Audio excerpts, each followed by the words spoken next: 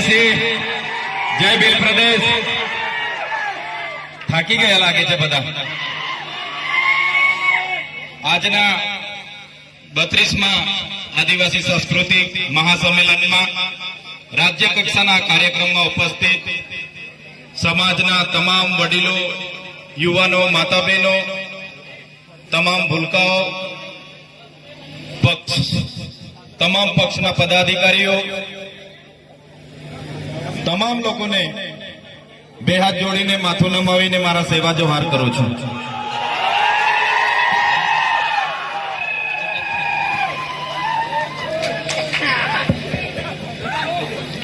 સાથીઓ,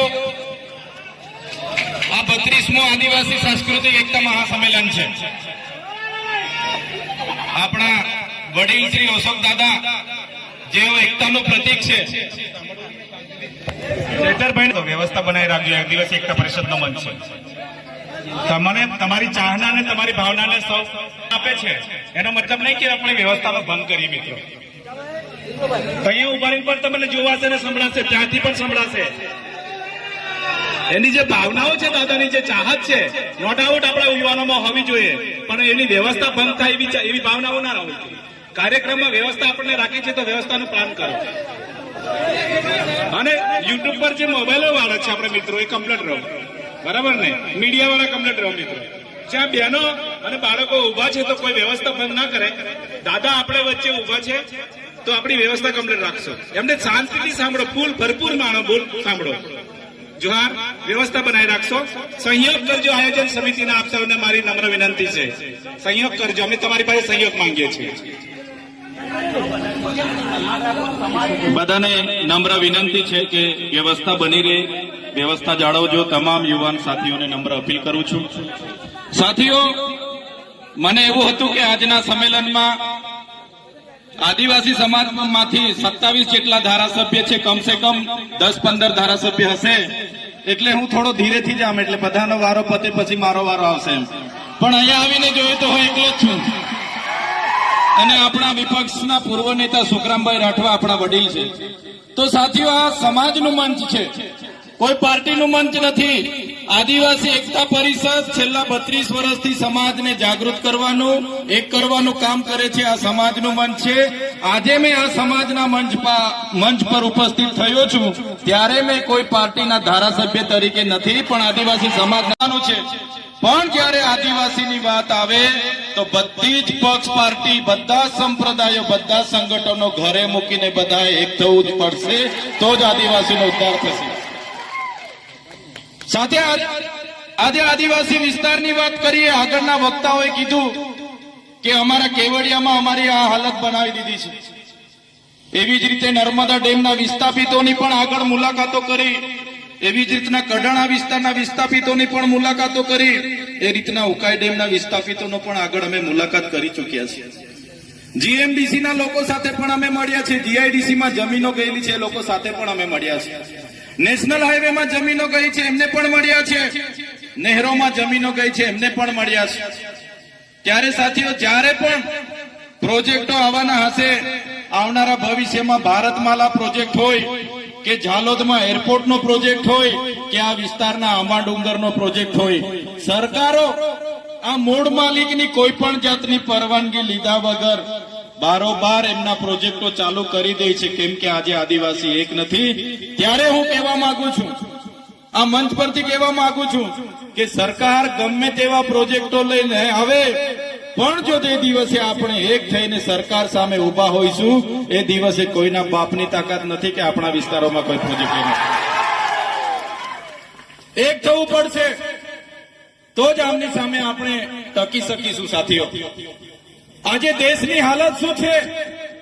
આજે દેશનું અડધું લશ્કર ઓડિશા હોય, ઝારખંડ હોય કે છત્તીસગઢ હોય, એ આદિવાસીઓ સામે લડે છે. શું કામ આદિવાસી સામે લડવું પડે લશ્કરને? પણ જળ જંગલની જમીનો, જળ જંગલ અને જમીનો જે આદિવાસીઓ પર બચેલી છે, એમના પર કોર્પોરેટ જગતની, ઉદ્યોગપતિઓની નજર છે, પૂંજીપતિઓની નજર છે. આદિવાસીઓની જળ જંગલ જમીન એન કેન પ્રકારે પડાવી લેવામાં આવે છે. આપણે બંધારણની વાતો કરીએ છીએ. બંધારણમાં તો 73 એનો પણ કાયદો છે કે આદિવાસીઓની જમીન બીજા કોઈ લઈ ના શકે. છતાં આ સરકારો બીજા લોકોના નામે ટ્રાન્સફરો કરે છે, એને કરે છે, શ્રી સરકાર કરે છે. સંવિધાનમાં તો 5મી અનુસૂચિની પણ જોગવાઈ છે.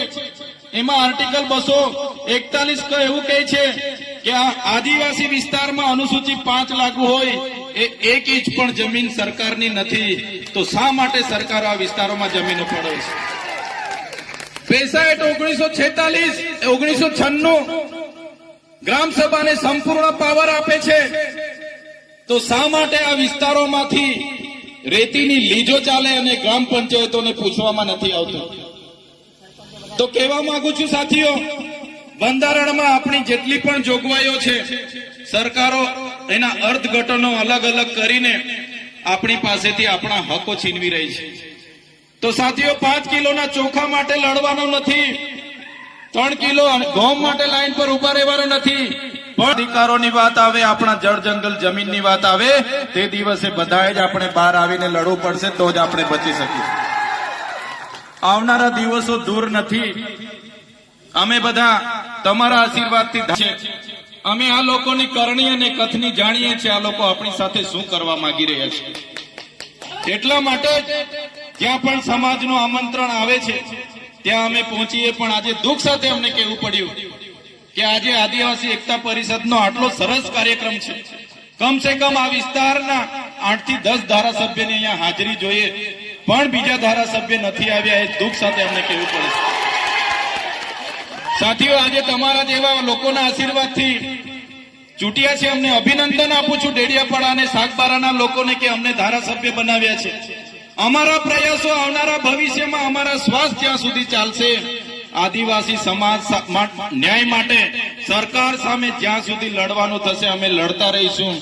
જે દિવસે અમારી પાર્ટીઓ પણ અમને કહેશે કે તમે આદિવાસીઓનું કેમ લડો છો, અમારી પાર્ટી અમને આદિવાસીઓનું લડતા અટકાવશે, એ દિવસે પાર્ટીના પાટિયા સૌથી પહેલા ચૈતર વસાવા ઉતારી દેશે. જે સમાજના જાતિના સરટીથી અમે ચૂંટાયા છે, જે સમાજે અમને મત આપીને ચૂંટ્યા છે, મૂળ માલિકની આજે આઝાદીના 78